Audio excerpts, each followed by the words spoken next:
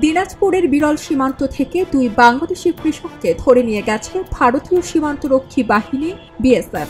এ ঘটনার প্রতিবাদে দুই ভারতীয় নাগরিককে ধরে এনেছে স্থানীয় বাংলাদেশি নাগরিকরা।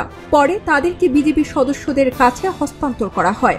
আজ দুপুরে উপজেলার ধর্মপুর ইউনিয়নের ধর্মজৈন বিওপি ক্যাম্পের মল্লিকপুর কারুলিয়া পাড়ায় এই ঘটনা ঘটে।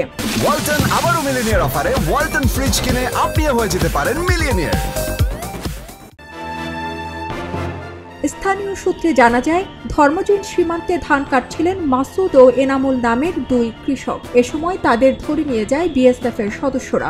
এ ঘটনায় ক্ষিপ্ত হয়ে দুই ভারতীয় নাগরিককে ধরে এনেছে স্থানীয় গ্রামবাসী। তাদের নাম অবিনাশ টুডু ও ফিলিপ সরেন। পরে তাদের কারুলিয়া প্রাথমিক বিদ্যালয়ে রাখা হয়েছে। শেষ খবর পাওয়া পর্যন্ত দুই দেশের নাগরিক বিনিময়ে পতাকা বৈঠকের প্রস্তুতি চলছে বলে জানা গেছে। এদিকে ঝিনাইদহের মহেশপুর সীমান্তে ভারতীয় সীমান্তরক্ষী বাহিনীর গুলিতে এক বাংলাদেশি যুবক আহত হয়েছেন। গতরাতে মহেশপুর উপজেলার কুসুমপুর সীমান্তের পিপুল বাড়িয়া গ্রাম এলাকায় এ ঘটনা ঘটে। দিনাজপুরের বিরল সীমান্ত থেকে দুই বাংলাদেশি কৃষককে ধরে নিয়ে গেছে ভারতীয় সীমান্তরক্ষী বাহিনী বিএসএফ।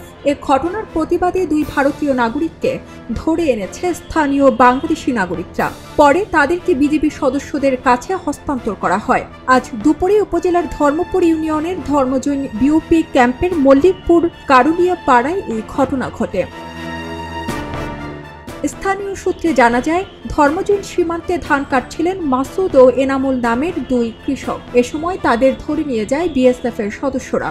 এ ঘটনায় ক্ষিপ্ত হয়ে দুই ভারতীয় নাগরিককে ধরে এনেছে স্থানীয় গ্রামবাসী। তাদের নাম অবিনাশ টুডু ও ফিলিপ সরেন। পরে তাদের কারুলিয়া প্রাথমিক বিদ্যালয়ে রাখা হয়েছে। শেষ খবর পাওয়া পর্যন্ত দুই দেশের নাগরিক বিনিময়ে পতাকা বৈঠকের প্রস্তুতি চলছে বলে জানা গেছে।